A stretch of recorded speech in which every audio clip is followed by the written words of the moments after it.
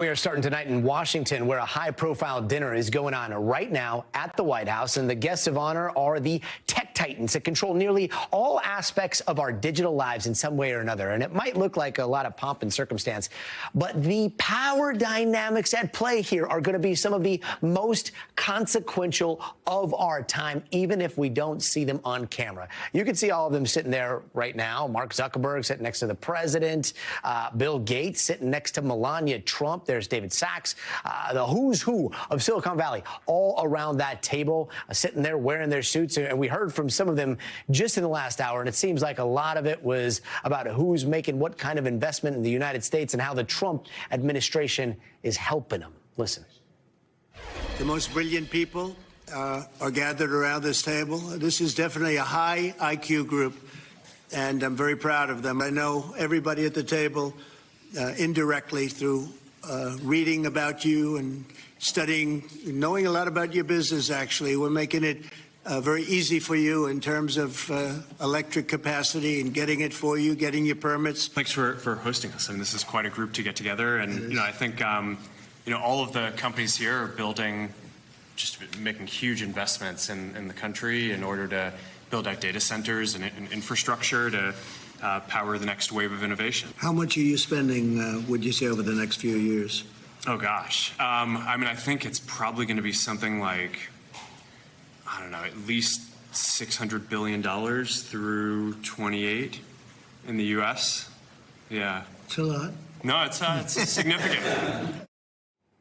All right, a lot to talk about there, but notably missing from the action, Trump's former right-hand man, Elon Musk. Musk said he was invited, but he couldn't make it, so he sent a rep. And if you think that this is just, the inauguration image of the tech titans behind the president part two, it is way, way, way more complicated than that, this time with a lot of drama behind the scenes. First of all, we've got the tariffs, right, which could impact every one of those people at the dinner table.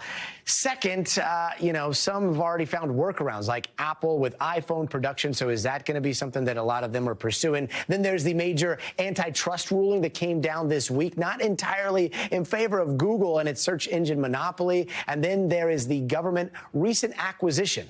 The government acquiring 10% of a stake in Intel after the president spent time blasting their CEO. Like I said, there is a lot to unpack about this dinner tonight. So let's get right into it with NBC's Yamiche Alcindor in Washington.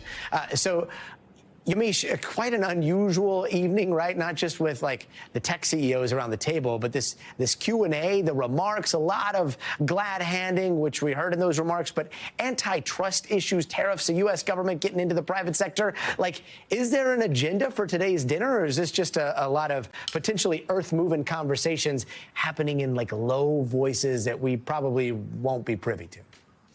Well, Gotti, I think it's a little bit of both. You have President Trump wanting to assemble these leaders in the tech and media space, essentially trying to, one, bring them in, but also trying to show off in some ways the power that he has, because each one of these tech investors, tech founders, tech leaders, they are under pressure from the White House to invest in the United States. So that's why you saw someone like the founder of Facebook, now Meta, saying off the top of his head how much money he's going to put into the United States, and then also saying it's 2020 until 2028, which of course happens to be when the Trump administration would be over, unless of course he tries to run for a third term, which he's joked about. But what was also striking is that you saw all of these tech giants, and you saw the mainstay companies of America. You have OpenAI, you have Google, you have all these different people, Bill Gates from Microsoft. And they were also, as you said, kind of glad handling.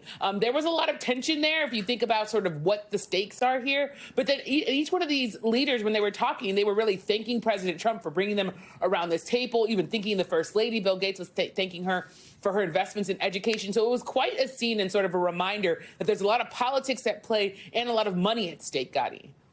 Yeah, this is a show. I mean, we're watching a very powerful show with a lot of leverage whenever the president goes to one of them and says, hey, I'm putting you on the spot right now. Answer the question in front of all these cameras and in front of your peers here and your competition.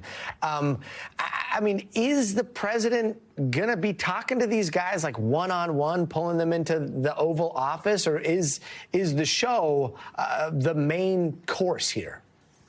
It's a good question. I imagine, having been at some dinners at the White House, that the president might steal a handshake here or there, maybe pull someone off to the side. I'm not sure that there's going to be an Oval Office meeting with each one of these leaders, because the dinner is sort of the big event. Also, you have so many people there. It'd probably take them all night to do one-on-one meetings. But I think part of it is also this tension when you think about the fact that now that Mark Zuckerberg has said how much his company is going to be putting in, is he going to ask the next person, once the media is gone, well, how much are you putting in? Why aren't you putting as much? So there's really this sort of competition also at play here that's very, very fascinating. And we should remind folks, of course, that each one of these leaders have come to the White House in some capacity or have been on the phone with President Trump. So this isn't the first time they're meeting them. You pointed out that they were at inauguration. So this is really President Trump continuing to really be in relationship with all of these leaders.